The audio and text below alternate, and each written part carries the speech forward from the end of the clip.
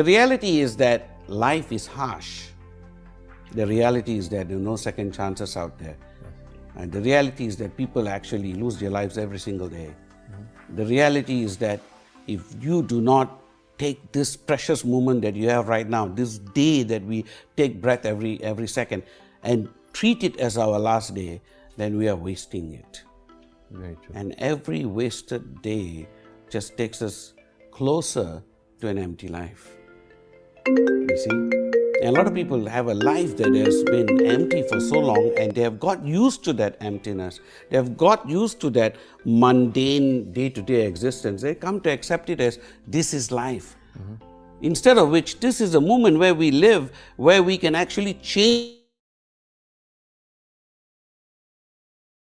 forward, changes the instant you decide today. But that means you must have a sense of urgency. Right. So the sense of urgency is how it switches me on. I mean, in essence, I get up in the morning, I actually get up running. And I have to slow myself down, take that hour of silence, repurpose myself. And in Japanese, they have a beautiful word. It is called ikigai. Ikigai. Ikigai. What does that mean, Dato? Ikigai essentially is not easily translated. And it is a combination of your purpose in life, all right, your passion in life, as well as your commitments, so to speak, your family, your vocation, your service to the community, to the country. All of this will overlap, and right in the center of all that is ikigai. So it is a way of living a nobler life. So to find your ikigai is really the duty of everyone. And when they have the ikigai, they don't need to look at the clock when they come into work. They don't need to look at, no one needs to push you to work.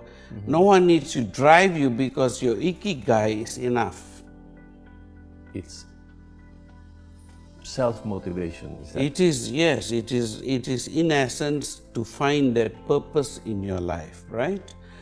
Now, once you find your purpose, then the next step is giri, also another Japanese word. Okay. It is attitude, in a sense. It is that energy that resonates from you when you walk into the room. A person has giri when he walks into a room because he has found his ikigai. Now, in real life, we have our giris in front of us. Once we find our true ikigai, then the giri becomes real. Without ikigai, what we have in front of us tends to be empty. And usually that's just arrogance. And arrogance is like a paper towel, you just tear away. Okay. Dr. Sri, today we want to talk about self-discipline. The reality is, self-discipline is a lot more than just being able to focus your energies. It's very simply being able to say no. Because it is always easier to say yes. And because we keep saying yes, more often than not, we give in to temptation, we give up more easily, because the pressures around us, we have a choice that we can make. Either we keep raising the standards within us all the time, and when you keep raising your standards within yourself all the time, you will inevitably be leading. Because you are pushing yourself to the forefront of everything that you do. But let's say you step back and allow others to lead you, because you're conforming to them. You're actually saying yes. Yes, want to come for a drink? Yes. You want to do this? Want to lepak? Yes. Want to relax? Yes. So when you give in to all of that, then you will always be led by others. And that, unfortunately, is what happens to most of us, because we get led by others. It's like having a nose ring around your nose that people can pull you anytime. Are you with me? So if you want to be truly independent, it begins with self-discipline. Independence cannot exist without self-discipline. Self-discipline is the process by which you begin to essentially become free. If you're going to be a leader of any kind, in any field, if you're going to excel in anything, you've got to be able to say no. It's harder, maybe 10 times harder to say no than to say yes. So this being able to say no, no, I don't want this next drink. No, time is up, I'm leaving. No, I cannot, no is this area that I refer to as neti. Neti is the most powerful aspect of your training and therefore most powerful aspect of your learning. Nobody can actually achieve any level of success without the ability to say no. Being able to turn away, to stop, is the element that you actually have to acquire. It's a skill. Are you with me? So self-discipline is about that skill, being able to say no. Able to say no is a critical component of success. Self-discipline is that ability that leads you to the point where you can say no. And leadership is born at that moment. So the objective here is to give you the rite of passage into your mind, into your lives, into, your reasoning, so to speak. So when you go to school, you give the right to your teachers. It's implicit, when you pay your school fees, alongside with that comes this right. When you're working, again, the right is given by virtue of your salary, your job description, and so on and so forth. In the network, the right has to be established. It's hard to do so because for most of the networkers, this is something that they take very personally, their independence. So what they fail to realize is that independence comes from a process. And the process is, in essence, starts with dependence. In other words, another favorite saying of mine is fake it till you make it, right? So if you want to ride a bicycle, you cannot just jump on it and ride. If you have never ridden, you will fall almost virtually instantly. It takes many trial and error. You can have the belief in yourself. Belief by self is not enough. Belief is when you're watching somebody ride a bicycle. Now you believe that person can ride it because you can actually see the person ride the bike. Are you with me? That's belief. Trust is interesting. Trust is when the person says, you get on the bike. Are you with me? Now that is a different situation because now you need to trust. Earlier you believe by watching, but trust is when you put yourself on the line.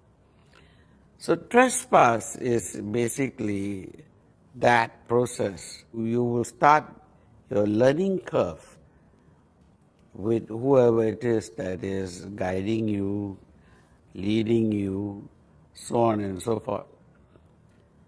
Believing that the person is right is not enough. The act of trespass means you are now learning to trust that person.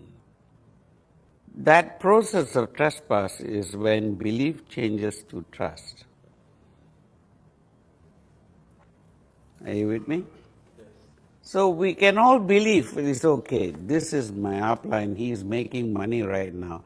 This is my boss. This is my professor, lecturer, so on and so forth. That's the belief. Trust is when you allow that person to actually come and correct you, change you, challenge you. That process is where trespass is required. And if trespass is not given, there's no learning. You can be in the same class, you can be in that same lecture hall, you can be being taught by the same teacher, but when you don't give trespass, your mind is shut. So therein lies the problem. It's all internal. Are you with me? And trespass is the single most important step leading to independence. Trespass begins with dependence. Unique as it is, trespass begins with dependence but leads to independence. Are you with me? Dato Sri, what is the key ingredients for you to reinvent your organization? Ultimately, change comes at one price only: sacrifice. So in order for us to reinvent, we need to change. And the key ingredient is sacrifice, because every change comes at a cost. Every change has a price. Something we have to give up. Something has to give in. So as long as we are willing to make those sacrifices, then anything is possible. But the objective is to recognize that, you see, nothing comes for free, no? Everything has a price. So when you are willing to make the change, regardless of the price, then it becomes possible. But when you start considering the price, negotiating the price, everything slows down. Simple as that. Change is something that must be relentless. Change requires sacrifice. Simple as that. If you want to lose some weight, that requires effort. It's not going to happen unless you do one or two things. One, you stop eating. Two, you start working out. It's as simple as that. And those are the two options that you have. You can do one or the other, or combination of both. But both of it is sacrifice, no? So the element that is critical, because you're talking about reinventing. Reinventing means change. Now we don't know what works, you see. The concept of reinventing should go one stage further. We can reinvent till the cows come home. We can reinvent everything. But what works and what doesn't work, that we only find out in the process. So the concept of reinventing means reinventing is not automatic success. Reinventing is a non-stop process. That only price that is required is sacrifice. This new norm, for instance, is new because we haven't done it. So in terms of momentum, I don't see any reason why the momentum should have even slowed in the first place. So there were leaders who were sitting back there waiting, thinking they can restart later. And that is the most foolish mistake they could have made. This is a time for them to actually push the momentum up. This is a time for them to be online all the time, talking to people. Just because the modality has changed does not mean the business has changed. The actual modality does not change our mode of doing things. So the momentum should have never been lost. But assuming that it has, it happens in all our careers. Momentums get lost or slowed down inevitably. That is part of life's blessings to us. That's why I talked about in terms of the fact that we should be pushing that 1% a day, 1% a day. Because, when you come back to restart the momentum, which is going to happen many times in your life, you want to be a different person at that time. You have to reinvent yourself. You see, you have to reinvent the wheel, that's one thing. Okay, that's our modality. The way we do things, that needs to be reinvented. But reinvent yourself. The way you look, the way you are, whatever you are doing, change something. Because change is what life is about. And the problem with us is as we get older, we get stuck in a rut. We want to be, following certain habits and we don't want to break the habit. And that's a problem. Change your attire. Change, how you talk. Change the way you do a presentation. Come up with different ways to do that. Change your language. Change something constantly. See, momentum, what is momentum at the end of the day, David? Momentum simply means at some point you are pushing a rock. Your rock has rolled down the hill, it's at the bottom, right? You got to push that rock up again. It's a slow process. You push that rock up the hill. Gradually you reach the apex. You come up to the peak. And then you let the rock go. When you're sitting at the bottom of the valley with the rock, what momentum are you talking about? Zero. So you start pushing the rock every day. And that's the way, you have to build momentum, is by pushing the rock uphill for a certain period of time. And there will be no result when you're pushing the rock. And you all know this. I mean, all of you have been through that.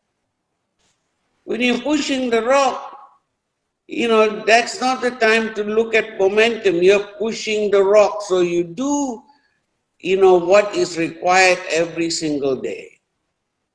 That's what we call broom work, like sweeping the floor. So do your broom work every day. I mean, build your rock until it's sitting at the highest possible place you can go. Then you let it go. That's momentum. And then start work on the next rock. So that's why we are talking about doing something every day. That 1% every day changes what you can carry. You see, the heavier the rock, the more you need to be fit. So make yourselves fit. The theme for week on this year is Ubuntu. All right, so I'm introducing it to you now. Ubuntu is a language, comes from South Africa, originates from the language called Xhosa. And Ubuntu in Xhosa, which is now translated almost all over Africa. In fact, it is the one common word that has gone into almost every language in Africa. And Ubuntu simply translates as I am, so we are. I am because we are is its closest translation. And it works. It is no different from raise yourself to help mankind. It is a different variation of the same theme. And this is the power of Ubuntu. Ubuntu merely means that as a race, we are all interconnected to each other. If you go down to the very basis and the heart of what it's actually trying to convey, it says that we all have one common feature. We are human beings. Now, they say that the mind, the zone, is a very powerful place because we don't just talk about networking. We don't just talk about, making money per se, building networks per se, etc., and so on. We talk in terms of our human potential. We talk in terms of how you can be the best possible human being that you can be. There are a lot of discussions on Ubuntu. I love the concept. It simply means we are one. And there is another phrase that I like that is also related to Ubuntu. It simply says that if you want to go fast, go alone. If you want to go fast, go alone. But if you want to go far, go with many. So whether you call it Ubuntu, whether you call it Ikigai, Ubuntu is the expression of Ikigai. Ikigai comes from within us, right? And Ubuntu is that expression. So if Ubuntu is the mechanism, Ikigai is the intent. So let's not look at our differences and let's not worry about the world. He is taking care of that. You worry about that 1% that you are not making. You worry about your 1% difference that's not happening, because that is the only real change in your hand. So when you talk to them, this is the message that you tell them, that in the words of our family, in our mission to touch 1 billion hearts, in our proposition that we can raise each other to help mankind, we want to bring the world together. And that is our mission. Our message is one. In one simple word to all of you, this new word that we have learned today, Ubuntu, because we are.